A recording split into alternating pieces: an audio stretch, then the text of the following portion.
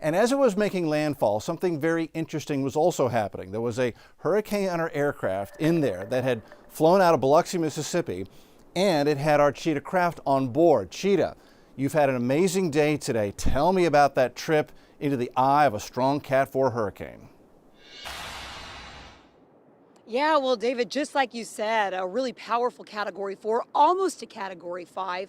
And I was with the hurricane hunters while we flew into the eye of Hurricane Ian. We actually made 4 eye passes using an instrument called a dropson, gathering data, gathering information.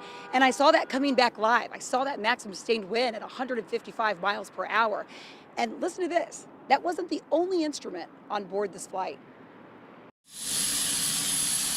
At 10:30 this morning, we boarded this WC-130J, the 53rd Weather Reconnaissance Squadron and the U.S. Naval Academy on the same flight, 2 separate missions. This is an airborne expendable bathy thermograph. It's used by a group from the U.S. Naval Academy that then pushes that into a launcher. Through this launcher, it can go down as low as 800 meters into the ocean.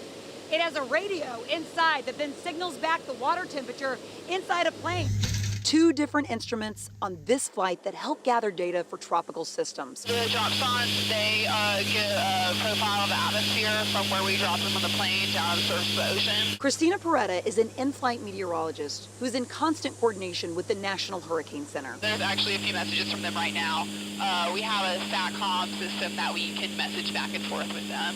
And we're really looking at those surface winds because when the National Hurricane Center puts out their watches, warnings, and advisories, that's what the strength of the storm is based on, is winds to surface. When hurricane hunters fly in these storms, the information they collect is invaluable.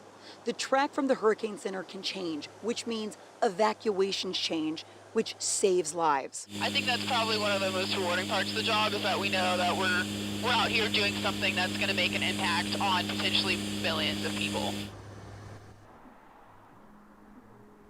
And make an impact, it certainly does. Now, Chita, you got the call that you were going to be on the flight yesterday. You drove to Biloxi, got on the plane today. Yes. But this is a process that started a long time ago to get you on that flight.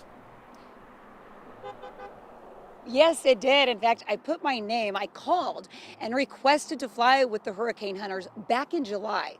Now, this past week, I have been calling twice a day to see if I can fly with them on this flight. I also wanted to mention the extreme turbulence that we felt.